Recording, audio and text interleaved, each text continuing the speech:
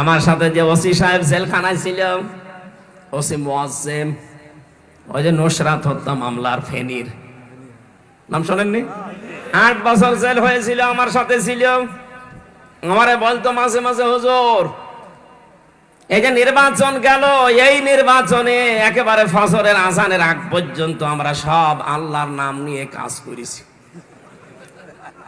একেবারে সব শেষ করে গোসল করলাম, ওযু করলাম, এরপরে ফজরের নামাজ পড়ে ঘুমিয়ে গেলাম, কারণ কাজ সব সেরে দিয়েছি।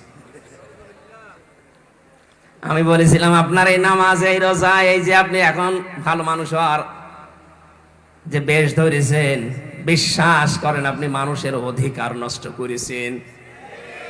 হিজরত করলেন, হিজরতের পূর্ব মুহূর্তে কোন জিহাদের আয়াত, জিহাদের সম্পর্কে কোন আয়াত বিশ্বনবীর উপরে নাজিল হয়নি। তখন তারা দুর্বল ছিলেন। মদিনায় যখন দল বল নিয়ে নবীজি হিজরত করলেন, হিজরত করার পর যখন শক্তি সামর্থ্য, যখন মুসলমানদের বৃদ্ধি পেল, ওই সময় আল্লাহ পাক জিহাদের আয়াত নাজিল করলেন। আর নাজিল করে বললেন, তোমরা জিহাদের ময়দানে জিহাদের জন্য বের হও।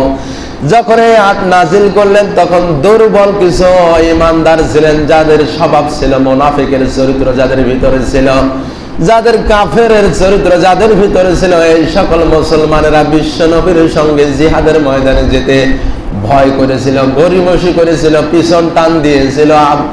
আব্দুল্লাহ ইবনে উবাই ইবনে সুলুলের মতো তারা পিছনে টান দিয়ে ব্রেক খেয়ে আবার তারা ঘুরিয়ে এসেছিল।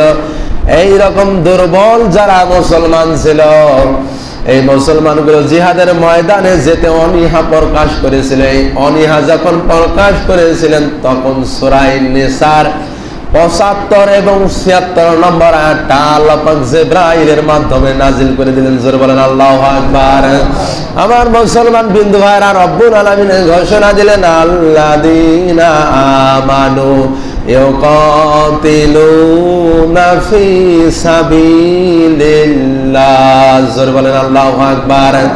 আল্লাহ পাক ঘোষণা দিলেন, আল্লাযীনা আমানু, যারা ঈমানদার, আমি আল্লাহর উপরে ঈমান এনেছে, যারা তাকদীরকে বিশ্বাস স্থাপন করে, যারা আল্লাহর পরকালের উপর বিশ্বাস স্থাপন করে, আল্লাযীনা ইউমিনুনা বিল গায়বি, যারা গায়ব অদৃশ্যের প্রতি যারা বিশ্বাস স্থাপন করে। আমার মুসলমান বিন্দু ভাইরা, আপনাদের সামনে একটা প্রশ্ন ছুড়ে দিয়েছি, আমরা বলেন তো, কখনো কোন সময় কি আল্লাহকে দেখেছি? বলেন। আল্লাহকে যেহেতু দেখি না, আল্লাহ আলিমুল গায়ব, আল্লাহকে দেখা যায় না, না দেখে যেহেতু আল্লাহর উপরে বিশ্বাস স্থাপন করেছে, কিয়ামত সংঘটিত হবে, হাসরের মাঠ কায়েম হবে, কবরে যেতে হবে, এগুলো সত্য না মিথ্যা? বলেন তো। যদি সত্য হয়ে থাকে, যত নবী রাসূল এসেছিলেন, যত কিতাব এসেছিলেন, এই কিতাব এবং নবী রাসূল, মালায়েকা, ফেরেশতা, এগুলো সত্য না মিথ্যা? বলেন তো। আমরা ঈমানের মুজমাল এবং ঈমানের মুফাসসালের মধ্যে আমরা কিন্তু স্বীকৃতি দিয়ে দিয়েছি, ঈমানের তাগিদও দিয়ে দিয়েছি, ঈমানও প্রকাশ করেছি, এগুলো সব সত্য, এগুলোর উপরে আমরা কিন্তু ঈমানও এনেছি। কথা বলেন ঠিক কিনা? যারা ঈমান এনেছে, আল্লাহ পাক বলেছেন তারা ঈমানদার। আমি আল্লাহর উপরে যারা বিশ্বাসী, যারা বিশ্বাস স্থাপন করেছে, ঈমানের উপরে যারা অবিচল অটল থেকেছে, আমি আল্লাহ তাদের জন্য ঘোষণা দিলাম, আল্লাযীনা আমানু, যারা ঈমানদার, ঈমানের দাবিদার, যারা নিজেকে ঈমানদার দাবি করে, আমি আল্লাহর উপরে যারা পূর্ণ আস্থা রাখে, বিশ্বাস রাখে, ইউকাতিলুনা ফি সাবিলিল্লাহ। জোরে বলেন আল্লাহু আকবার।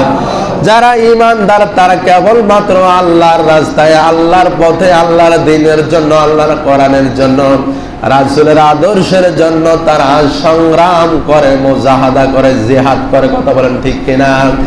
জিহাদ মানে শুধু অস্ত্র নিয়ে কাটাকাটি করা, মারামারি করা, ময়দানে লাশ ফেলে দেওয়া, এমন না।